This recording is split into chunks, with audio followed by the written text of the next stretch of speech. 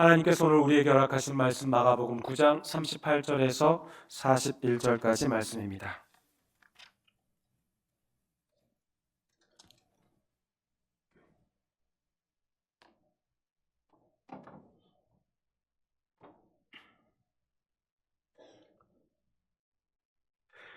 하나님의 계시의 말씀을 한 목소리로 받들어 읽겠습니다.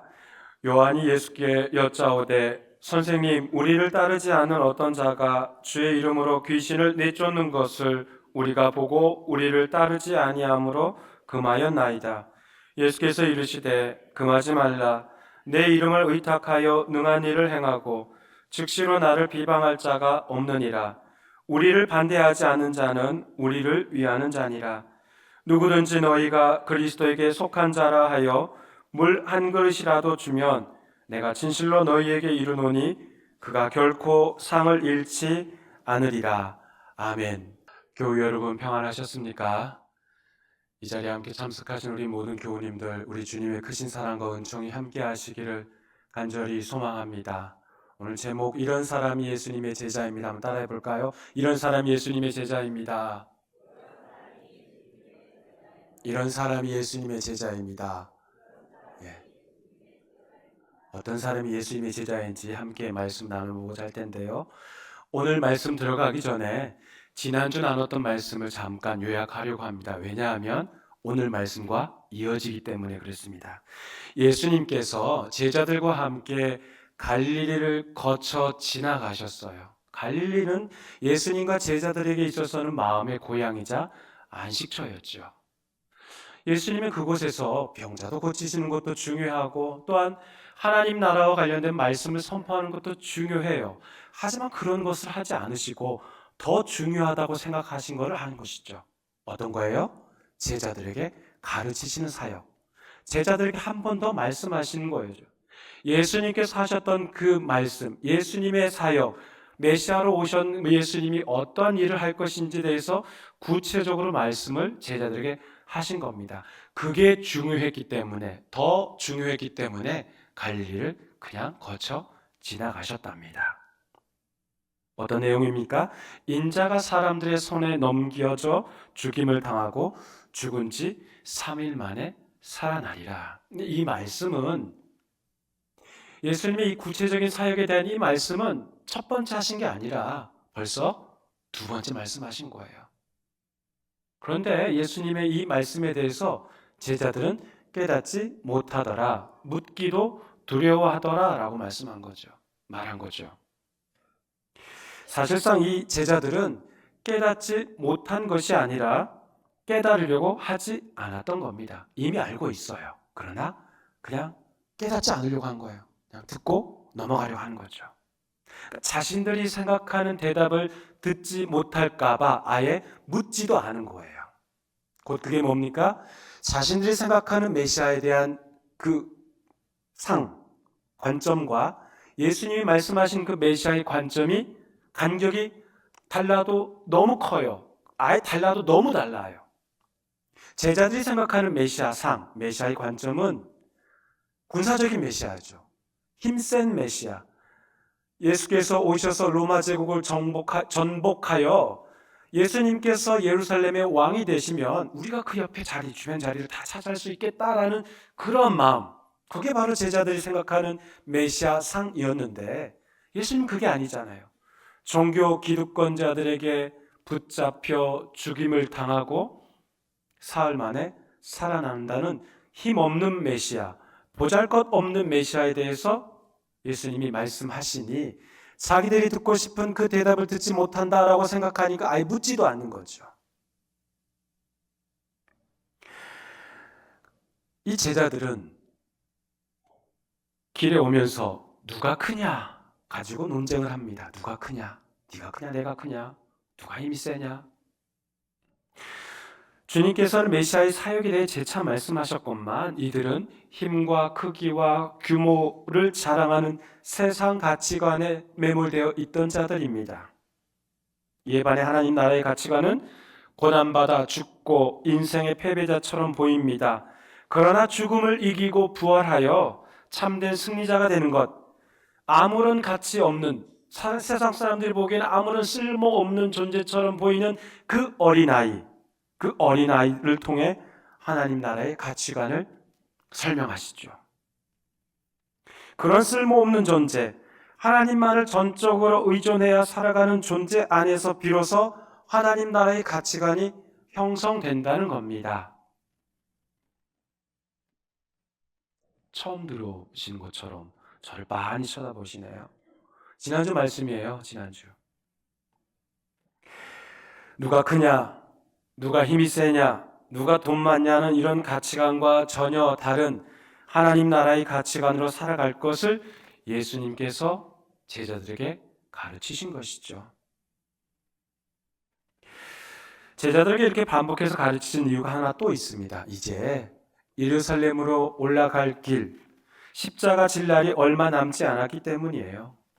그러니까 예수님 당신이 죽을 날이 얼마 남지 않았다라고 생각하셨기 때문에 제자들에게 마치 유언처럼 마음에 듣고 새기기를 바라는 마음으로 한 번 더 가르치신 것이죠. 이런 애틋한 마음을 제자들이 알고 있었을까요?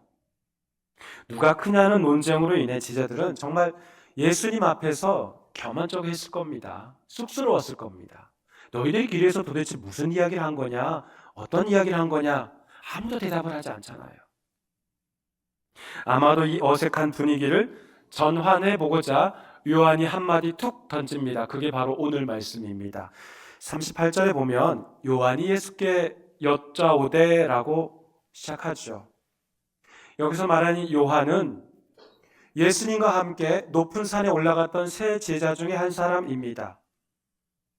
그들이 올라가서 뭘 봤어요? 예수님이 변모된 모습, 그 장면을 본 겁니다. 그러니까 이 요한은, 세 제자 중에 한 사람인 이 요한은 초월적인 신앙을 경험한 자예요. 요한에게 한 가지 특징이 있는데요. 예수님께서 그 요한에게 별명을 하나 지어주십니다. 마가복음 3장 16절 17절 함께 읽어보겠습니다. 이 12를 세우셨으니 시몬에게는 베드로라는 이름을 더하셨고 또 세베대의 아들 야고보와 야고보의 형제 요한이니 이 둘에게는 보아너게 곧 우레의 아들이란 이름을 더하셨으며. 아멘. 예수님께서 12 제자를 택하시고 모든 제자들에게 다 별칭을 지어주신 것은 아니지만 시몬에게는 돌, 반석이란 뜻을 가진 베드로라는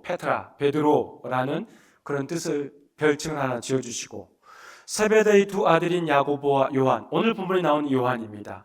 이 요한, 이 세베대의 두 아들에게는 보아너게, 우레의 아들, 천둥의 아들이란 별명을 지어주셨습니다. 우레의 아들, 천둥의 아들, 참 이런 별명을 지어주셨다는 것은 그 야고보와 요한이 얼마나 성격이 좀 불같았으면 또는 괴팍했으면 그런 별명을 지어주셨을까요? 이런 별명을 붙은 사연이 있습니다. 누가복음 9장에 보면 예수님께서 제자들과 함께 예루살렘으로 가려고 합니다. 근데 가장 가깝게 갈 수 있는 경로가 바로 사마리아 지역을 통과해서 가면 되는 거거든요. 근데 사마리아 지역의 사람들이 예수님을 받아들이지 않은 거예요. 그러자 이 세베대의 두 아들 야고보와 요한이 뭐라고 말합니까? 주여, 우리가 불을 명하여 하늘로부터 내려 저 사람들을 멸하라고 할까요? 여러분께 여쭤볼게요. 예수님을 받아들이지 않는다고 해서 또는 복음을 받아들이지 않는다고 해서 불세례로 저 양반들 전부 다 멸망시켜 버립시다 라고 말하는 신앙인은 일반적인 신앙인이라고 할 수 있을까요? 아주 독특한 신앙인이라고 할 수 있을까요? 불세례로 다 멸망시켜 버립시다. 일반적인 신앙이네요. 특별한 독특한 특이한 신앙이네요. 네, 대답은 여러분들이 하시고 그게 정답입니다. 네. 예전에 어느 은퇴 목사님께서 하셨던 말씀입니다. 수십 년간 목회하시고 은퇴하시고 딱 한 가지 깨달으셨대요. 그게 뭐냐니까 예수 믿는 것도 성격대로 믿더라 하시대요.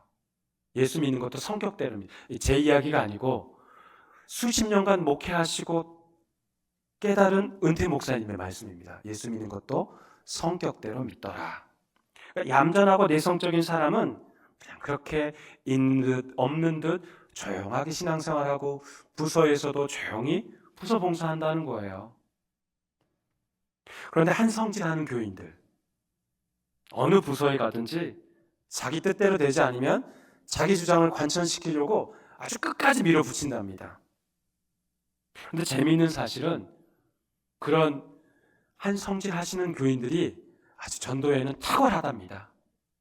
노방전도 나가면 적극적으로 예수 믿으시라고 적극적으로 말씀하시고 열정적으로 전도한답니다.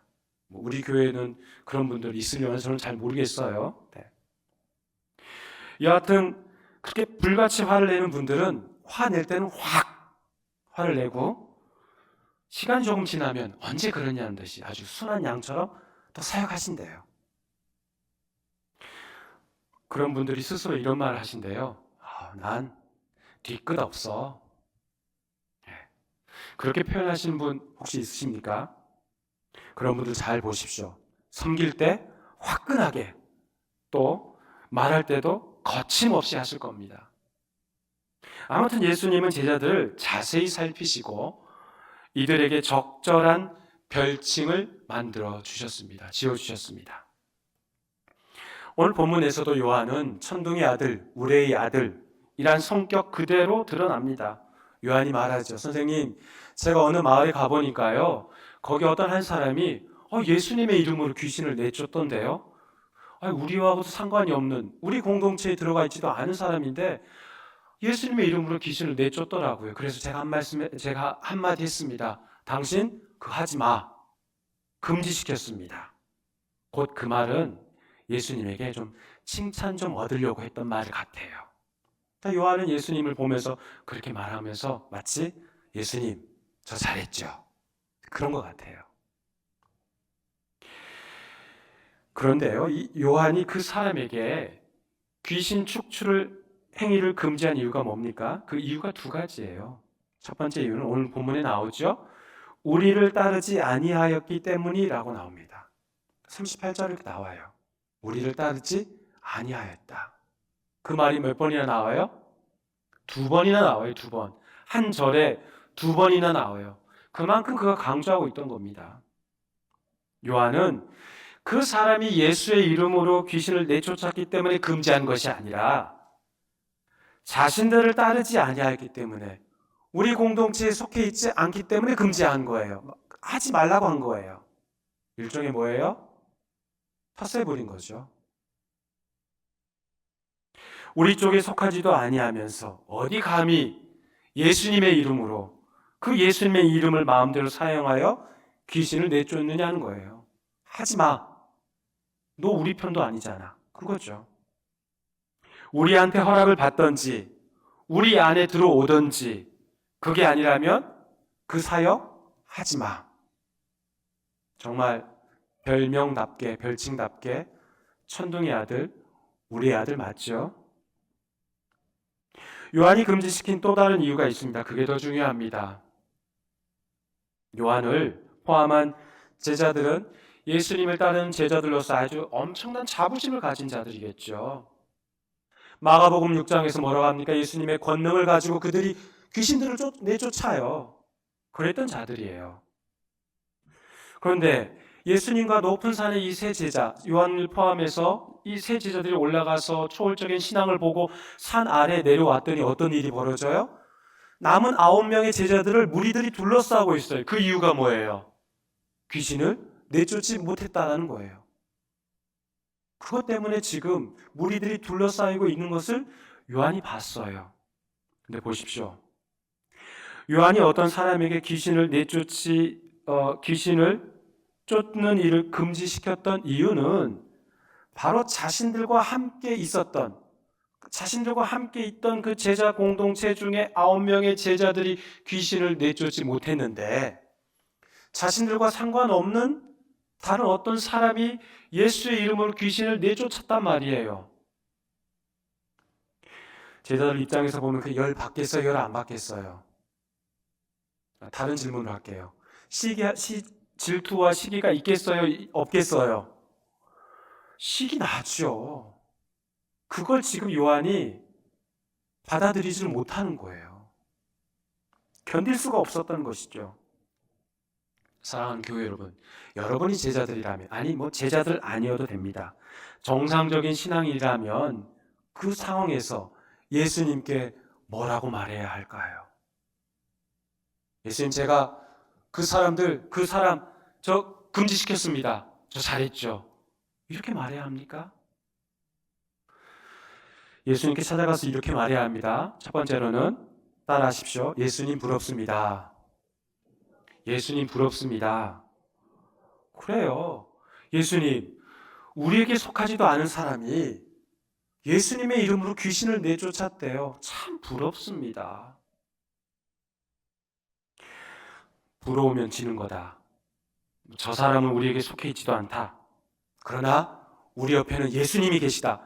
그런 정신승리 말고요. 솔직하게 표현하면 됩니다. 예수님, 그가 참 부럽습니다. 주님과 같이 따라다니지도 않은데 예수님의 이름으로 귀신을 내쫓았어요. 참 부럽습니다. 인정할 것은 인정하면 되는 거죠. 참된 신앙이라면 이렇게 말하는 것이죠. 정상적인 신앙이라면 또 두 번째로 이렇게 말하면 됩니다. 예수님, 저 사람 우리와 함께 하도록 할까요? 우리와 함께 할래요? 라고 제안하는 거죠. 예수님의 이름으로 귀신을 내쫓았으니 이 사역의 동역자가 되자고 제안하면 되는 거죠. 그것이 참된 신앙인의 모습 아니겠습니까? 요한의 말에 예수님께서는 그의 주장에 동의하지 않으셨습니다. 39절 말씀 함께 읽어보겠습니다. 예수께서 이르시되 금하지 말라. 내 이름을 의탁하여 능한 일을 행하고 즉시로 나를 비방할 자가 없느니라. 요한은 금지시켰습니다.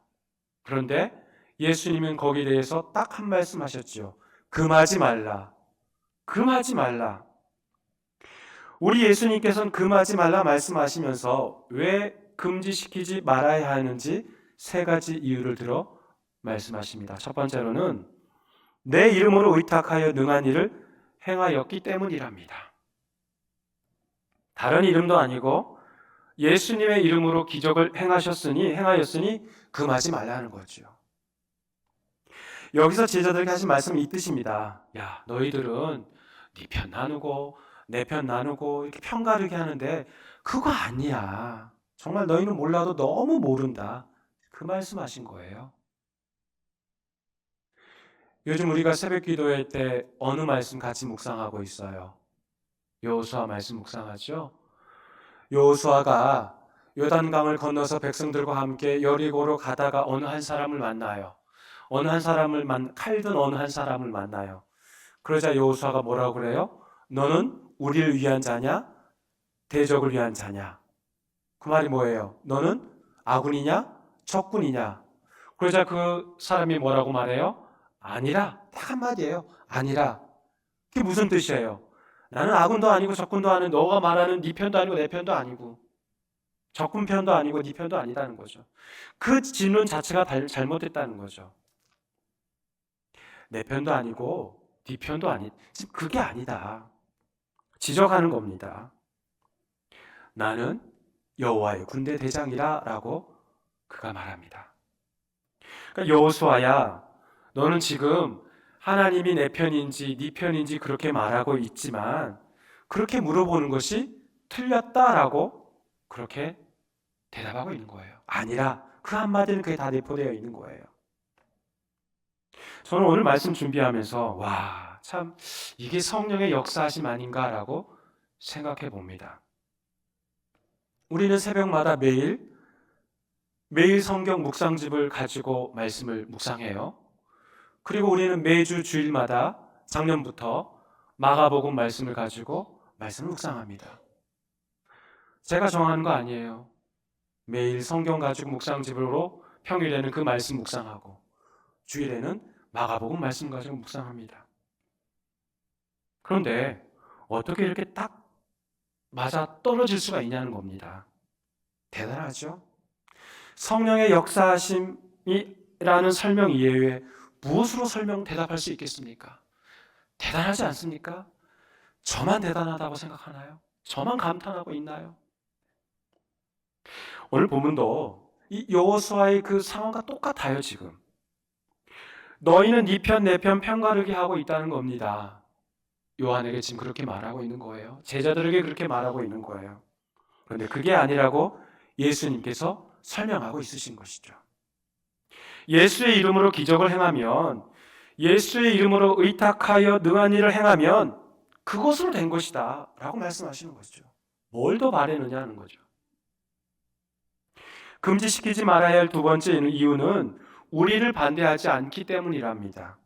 예수님께서는 우리를 대적하지 않는 자는 우리를 위하는 자라고 말씀하십니다. 근데 아시다시피 꼭 어떤 주장에 반대하지 않는다고 해서 그렇다고 찬성하는 것은 아니잖아요. 기권도 있잖아요. 기권. 그러니까 내 주장에 찬성하는 자만 받아들이고 내 주장에 반대하지는 않지만 그렇다고 찬성하지 않는 자는 받아들이지 않고 이런 편협한 관점에서 벗어나라는 거죠. 우리 주님께서는 우리를 반대하지 않는 자는 다 우리를 위하는 자라고, 우리를 위하는 사람이다라고 말씀하십니다. 모세가 히브리 민족들을 거느리고 출애굽하였어요. 근데 와서 쭉 지나다 보니 너무 힘든 거예요. 힘이 달린 거예요. 한 번은 때로는 군사작전을 펼쳐 전쟁도 해야 되죠. 백성들의 불평과 불만을 듣고 재판도 해야 하죠. 또 물이 안 나온다 그러면 물 달라고 그러면 그들의 이야기에 하나님께 간구해야죠. 할 일이 너무 많은 거예요. 그러다 보니 하나님께서 모세에게 그를 도울 만한 70명의 장로를 선발하라고 말씀하십니다. 70명의 장로는 모세와 이제 동역자가 된 거죠. 모세가 70명의 장로를 다 장막에 둘러 세우자 하나님의 영이 임하셔서 그 장로들이 막 예언을 하게 된 거예요. 이들은 하나님의 영이 임할 때에만 예언을 하고 또 그 이후로는 예언을 하지 않은 거예요. 근데 보니까 이 70명의 장로들이 장막에 다 선 것이 아니라 이 중에 일부는 그 장막에 나오지 않고 일부 두 사람은 개인의 장막에 있었던 거예요. 그 이름이 엘닷과 메닷인데요. 이 두 사람은 여기 서 있지도 않고 자기 장막에 있는데 거기서 하나님의 영이 임하여서 예언을 하고 있는 거예요. 그 소리를 어떤 한 소년이 듣고 모세에게 와서 보고를 합니다. 저에서 이렇게 했는데 여기 있지도 않은데 저기 있어서 하나님의 그 예언을 하게 됩니다 라고 보고를 하게 된 거예요. 그 이야기를 보고를 가만히 모세 옆에 듣고 있던 여호수아가 그들을 모세에게 충원하는 거죠. 저 사람들 말려야 합니다 라고 충원합니다. 그때 모세가 무엇이라 반응합니까? 민수기 11장 29절 말씀 함께 읽어보겠습니다. 모세가 그에게 이르되 네가 나를 두고 시기하느냐? 여호와께서 그의 영을 그의 모든 백성에게 주사 다 선지자가 되게 하시기를 원하노라. 지금 모세가 여호수아에게 하는 말입니다. 네가 나를 두고 시기하느냐? 그러니까 지금 여호수아는 그 모세의 위신을 지켜주려고 다른 자들의 예언을 말리고 있었던 거예요. 충원하는 거죠, 충원. 그런데 모세는 자신의 영광보다 하나님의 영광만이 드러나기를 원했습니다. 그러니까 모세의 간절한 바람은 70명의 장로도 또 그 자리에 참석하지 않은 다른 두 장로도 이 밖에 모든 백성들이 다 하나님의 영에 충만하여 가득하여 다 선지자처럼 예언하기를 바랬던 그런 바람이 있었던 거예요. 모세는 제도적으로 하나님의 백성의 지도자로 지명받은 자들뿐만 아니라 제도권 밖에 있는 자들, 특히 지병받지 않은 자들까지 모든 백성들까지 다 하나님의 영에 사로잡혀 살아가기를 바랬던 겁니다. 오늘 본문도 똑같습니다. 예수님께서는 그 사람이 귀신 내쫓는 행위를 포용하신 것은 예수의 이름으로 하나님의 능력을 드러난 자이기 때문입니다. 우리 공동체에 들어왔기 때문에, 제자 공동체에 들어오지 않았기 때문에 배척한 게 아니라 예수의 이름으로 예수님의 그 권능을 확신한 자이기 때문에 포용하신 것이죠. 금지시키지 말아야 할 마지막 이유는 제자들이 그리스도의 사람이라는 근거 때문입니다. 41절에 나오죠. 누구든지 너희가 그리스도에 속한 자, 그리스도에게 속한 자라는 것은 그리스도의 사람이란 뜻이죠. 예수님께서는 그리스도의 사람으로 물 한 그릇이라도 주면 상급이 있다라고 말씀하셨습니다. 잘 보십시오. 오늘 말씀에서 예수님은 주의 이름으로 귀신을 쫓아내는 자와 그리스도의 이름으로 물 한 그릇을 주는 자를 동급으로 보신 거예요. 네, 여러분들 한번 생각해 보셔요. 귀신 축출이 물 한 그릇 주는 것, 이걸 지금 동급으로 봤는데 여러분들이 보시기에는 어떤 게 더 대단한 사역 같아요? 솔직해져 보자고요. 귀신 쫓아내는 사역, 귀신 쫓아내는 은사하고 물 한 그릇 떠주는 그 섬김의 봉사의 은사하고 어떤 게 더 커 보여요? 어떤 게 좀 더 대단해 보여요? 전자의 후자예요. 그렇죠. 그런데 예수의 이름으로 귀신을 쫓아내는 자도 예수를 그리스도로 고백하는 자이고, 예수의 이름으로 물 한 그릇 떠주는 자도 예수를 메시아로 고백하는 자입니다. 예수님을 위해, 하나님 나라를 위해 사역하는 것은 같다는 거예요. 단 기능의 차이만 있을 뿐이죠. 어떤 이는 귀신 쫓아내는 은사를 받은 것이고, 어떤 이는 갈증에 시달린 자에게 시원한 냉수 한 그릇으로 마음을 달래고 섬기는 은사를 받은 겁니다. 중요한 것은 이 은사 받았느냐, 저 은사 받았냐, 그게 중요한 것이 아니라 중요한 것은 이 모든 일이 제자 공동체가 아니어도 얼마든지 할 수 있고, 그런 마음을 주시고 그런 능력을 하나님께서 허락하시면 모두 허용해야 한다, 수용해야 한다는 말씀이죠. 여러분, 예수님과 동행하는 제자 공동체는 완전 무결한 공동체입니까? 예수께서 옆에 계시는데도 이들은 누가 크냐고 권력 서열 다툼을 벌인 자들입니다. 그런데 보십시오. 예수께서 옆에 계시지 않아도 제자 공동체 바깥에서 예수님의 이름으로 귀신을 쫓아냅니다. 주와 함께 주와 함께 다니느냐 그렇지 않느냐, 이것은 하나도 중요하지 않아요. 3년 동안 함께 다녀도 예수님의 의중을 파악하지 못한 제자들이 대다수였는데요. 그게 뭐 대수라고요? 그렇습니다. 사랑하는 교회 여러분, 어떤 사람이 예수님의 제자입니까? 예수께서 불러주시는 자만 예수님의 제자입니까? 아니에요. 예수님과 공간적으로 떨어져 있다 하더라도 예수의 이름의 능력을 믿고 예수의 권능을 확신하고 그분의 권위로 귀신을 쫓아내는 자가 바로 예수님의 제자입니다. 예수님의 참된 제자란 이렇게 끼리끼리 모인 자들이 아니에요. 또는 같은 직분자들끼리 모여서 식사하는 것이 그게 참된 제자가 아니에요. 같은 부서에 봉사하는 자들끼리만 식사하는 것이 그게 참된 제자가 아니란 뜻이에요. 편가르게 하는 자들은 더욱더 예수님의 제자가 아니고요. 오죽하면 사도 바울이 그 분쟁하는 고린도 교회 공동체에 가서 뭐라고 말합니까? 너는 바울에게 속해 있고 저 사람은 아볼로에게 속해 있고 또 저 사람은 게바에게 속해 있고 저기 있는 사람은 그리스도에게 속한 자라고 이렇게 말하고 있는, 참 너희들 한심하다, 그렇게 표현하고 있지 않습니까?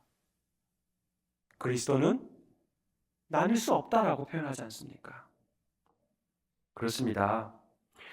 교회의 머리 대신 그리스도 아래 우리는 다 각 지체인데 어떻게 머리와 지체가 분리될 수가 있겠습니까?